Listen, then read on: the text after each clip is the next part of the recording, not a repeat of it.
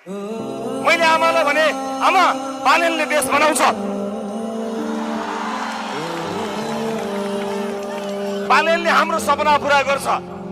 यो भनाइको साक्षी मेरो श्रीमती छिन्। मैले उनलाई अँगालो हालेर उनलाई पनि त्यही भने, मेरो आमासँग कुरा भयो र मैले आमालाई भने, आमा बालेनले देश बनाउँछ। यो मेरो विश्वास हो। मलाई चिन्ता छैन कुनै पनि दिन अपदस्थ भएको हेलिकप्टरबाट भागेको बच्चालाई गोली ठोकेर भागेको सरकारले लगाएको मुद्दाले, अपदस्थ भएको बच्चालाई टाउकोमा र छातीमा ताकेर गोली लगाएको सरकारले ममाथि लगाएको मुद्दाले मलाई कुनै पनि दिन जेल पुर्याउला। मलाई अब चिन्ता छैन, किनकि देशले बालेन पाएको छ। त्यति मात्र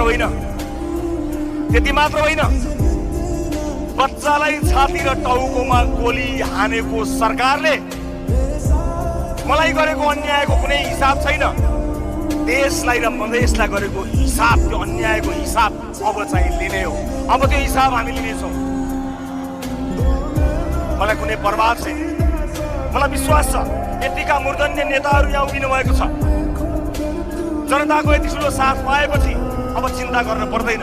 अब देश समृद्धिको बाटोमा अगाडि बढ्नेछ, सामाजिक न्यायको बाटोमा अगाडि बढ्नेछ। उपस्थित आमा बुवा दाजुभाइ दिदीबहिनीहरू, मलाई धेरै अगाडि भन्नुहुन्थ्यो कसैले कि तपाईँ मधेस त्यति आउनुहुन्न, मधेसमा तपाईँहरूको त्यति धेरै सङ्गठन राम्रो छैन, मधेसमा तपाईँहरूको उपस्थिति कम छ भनेर धेरैले भन्नुहुन्थ्यो। उहाँहरू सबैलाई म एउटै जवाफ दिन चाहन्छु।